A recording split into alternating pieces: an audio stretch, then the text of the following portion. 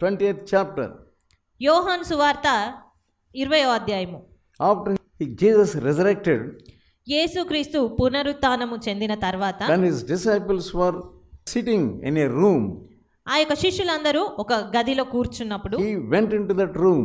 ఆయన వారి మధ్యకు వెళ్ళాడు. ఆ The గదిలో resurrected Jesus went in and stood in their midst. పునరుత్థానం చెందిన యేసుక్రీస్తు వెళ్ళి వారి మధ్యన నిలిచి ఉన్నాడు. 20th chapter and verse 23. 20వ అధ్యాయము 23వ వచనము. Whosoever sins you remit, they are remitted. మీరు ఎవరి పాపములు క్షమింతురో అవి వారికి క్షమింపబడును. If you do not forgive anybody's sin, నీవు ఎవరి పాపములనైనా క్షమించని ఎడల, so those sins are in them only, they are not remitted. నీ యొక్క పాపములు కూడా అదే రీతిగా ఉంటాయి, అవి క్షమింపబడవు. Whosoever sins ye retain, they are retained. ఎవరి పాపములు మీరు నిలిచియుండనిత్తురో అవి నిలిచియుండును. That means it shows you are a cruel person. అది ఏం సూచిస్తుంది అంటే నువ్వు ఒక క్రూరమైన కఠినమైన వ్యక్తివి అని. You do not forgive their sins, నీవు వారి పాపములను క్షమించని ఎడల those sins are retained in her. ఆ పాపములు అదే రీతిగా నిలిచిపోయి ఉంటాయి ఆ వ్యక్తిలో. That shows your cruelty. అది నీ యొక్క కఠినత్వంను సూచిస్తుంది. If you forgive them, నీవు వారిని క్షమిస్తే, if you forget them, వాటిని మరచిపోతే their sins are really forgiven. ఆ యొక్క పాపములు నిజంగానే అవి క్షమింపబడినట్టు. You are allowing those sins to retain in them. కానీ నీవు ఆ పాపములను అదే రీతిగా ఉంచుతున్నావు. You are not able to understand the word of God. నీవు దేవుని వాక్యాన్ని అర్థం చేసుకోని రీతిగా You ఉన్నావు. are filled with anger. నీవు కోపం చేత నింపబడి You ఉన్నావు, are filled with bad spirit. లేదా ఆ యొక్క దురాత్మ చేత పట్టబడి ఉన్నావు. You are not allowing the Holy Spirit to deal with you.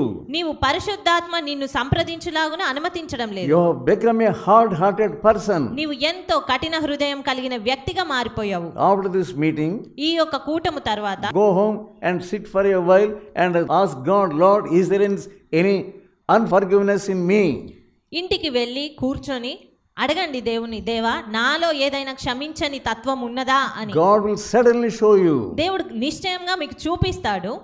When God shows you, నీకు దేవుడు ఆ విషయాలు you must చూపించినప్పుడు go to that person నీవు ఆ వ్యక్తి దగ్గరకు వెళ్ళాలి, and reconcile with him. వారితో సమాధాన పడాలి. If you don't reconcile with him, నీవు వారితో సమాధాన పడకపోతే your sins will not be forgiven. నీ పాపములు క్షమింపబడవు. He has forgiven your sins. ఆయన నీ పాపములను క్షమించాడు. He showed his love. ఆయన తన ప్రేమను కనపరిచాడు. The book of Hebrews, హెబ్రీయులకు రాసిన పత్రిక chapter 8 8వ అధ్యాయము and verse 12. 12వ వచనము. I will remember their iniquities no more. వారి పాపములను ఇకను ఎన్నడును జ్ఞాపకం చేసుకొనను. We have such a loving God. అంత ప్రేమ కలిగిన దేవుని మనం కలిగి He ఉన్నాము. is forgiving our sins. ఆయన మన పాపములను He క్షమిస్తున్నాడు. is not remembering our sins. ఎలాంటి మన పాపములను జ్ఞాపకం But you ఉంచుకోవడం are లేదు. remembering other sins. కానీ నీవు మాత్రం ఇతరుల యొక్క పాపములను గుర్తు చేసుకుంటూనే ఉన్నావు. That person did like this. ఆ వ్యక్తి ఈ రీతిగా చేశారు, He does always like this. వారు అన్ని వేళలా ఇదే రీతిగా చేస్తున్నారు. Many people, they forgive but they don't forget. చాలా మంది క్షమిస్తారు కానీ మరచిపోరు. Don't remember their sins on and off, on and off, on and off. తరచుగా కూడా వారి యొక్క పాపములను లేదా ఆ యొక్క విషయాలను గుర్తు చేసుకోవద్దు. It is grudge. అది ఒక కక్ష సాధింపులాగా ఉంటుంది. It's a hard, harsh feeling.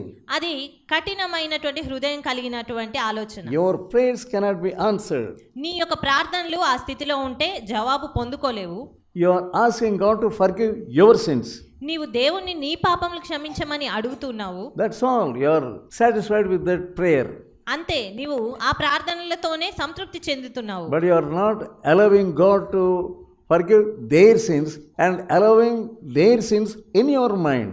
కానీ దేవుడు వారి పాపములు క్షమించులాగున నువ్వు అనుమతించడం లేదు నీ హృదయంలో. 1 Corinthians మొదటి కొరింథీ chapter 14 14వ అధ్యాయము and verse 1.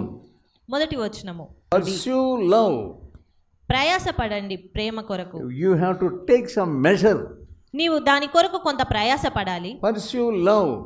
ప్రేమను కలిగియుండుడి. Go for more love, more love, more love.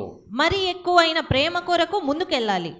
then God will show you marvelous things from the word of God. అలాంటప్పుడు దేవుడు ఎన్నో గొప్ప విషయాలను తన వాక్యంలో నుండి బయలుపరుస్తాడు. The first marvelous thing is love. మొట్టమొదటి గొప్ప విషయమే ప్రేమ. Love is the kingdom of God. ఆ యొక్క దేవుని రాజ్యం అనేదే ప్రేమ. First you have to pursue the kingdom of God. మొట్టమొదటగా నీవు దేవుని రాజ్యమును వెదకాలి. Seek the kingdom of God. దేవుని రాజ్యమును వెదకాలి. Then all the other marvelous things will be added unto you. అప్పుడు అవన్నీ కూడా మీకు అనుగ్రహించబడతాయి. You don't have love for God. నీవు దేవుని ఎడల ప్రేమ కలిగి లేవు. How can you have love for neighbor? అలాంటప్పుడు నీవు పొరుగువాని ఎడల ప్రేమ ఎలా కలిగి ఉంటావు? You